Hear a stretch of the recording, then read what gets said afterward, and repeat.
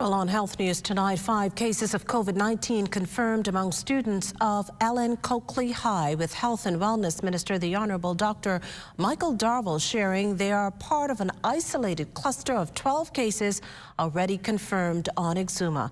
An additional 22 people are quarantined. A surveillance team headed to Exuma this morning. The minister also responded to whether the infection stemmed from the recent regatta.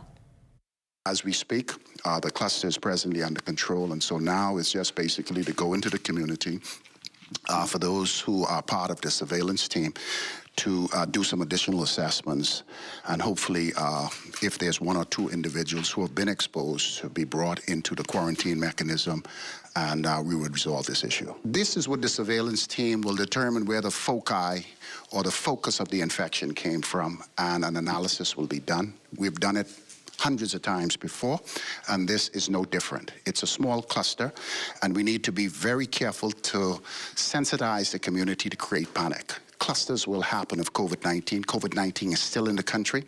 We have cases of COVID-19, but there's no need for panic because clusters will happen. Darville admits there was a mild rise in COVID-19 infections over the Christmas holidays due to increased travel and interactions. But he says the public need not be too worried at this point. The minister went on to encourage preventative measures like masking in the face of a new scientific review published by the Cochrane Journal that suggests widespread mask wearing may have done little to stop the spread of COVID-19, despite the CDC touting its effectiveness. Now, despite the study, Darville says local data suggest otherwise.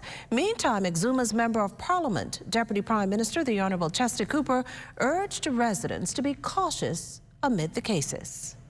There's a lot of things that people are saying. For us in the Bahamas, we implement rules that we believe are effective.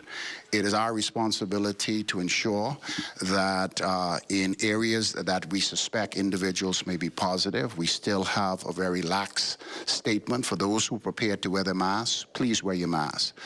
We have other respiratory tract infections that's going around, and for individuals who have symptoms or signs of any upper respiratory illness and go into a public place, it is really good to wear a mask because it will protect the individuals around you.